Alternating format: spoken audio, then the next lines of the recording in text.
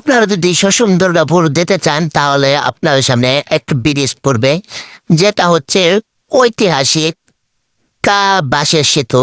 এই বাঁশের সেতু দিয়ে আটকা করতে পারবেন, আপনারা যেতে পারবেন। অনেক সুন্দর এই প্রকৃতি মাঝে।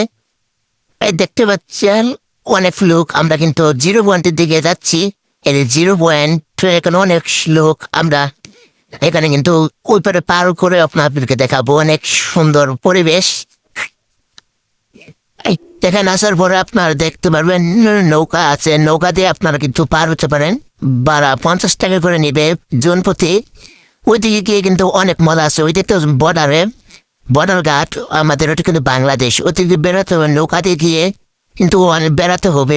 নৌকা ভাড়া 50 টাকা 30 টাকা নিবে। দেখতে পাচ্ছেন কি সুন্দর ভিউ। ও মাঝখান দিয়ে নদী, চারোদিকে দেখতে পাচ্ছেন পাহাড়। তো আপনারা প্রথম যেদিক দিয়ে আসতে চেয়েছিলাম সেদিকে অনেক পাহাড়, তাই আমরা পাহাড় মিডিয়ে নেই, আপনার 0 পয়েন্টে নেমে গেছি। 0 পয়েন্টের ভিউ কিন্তু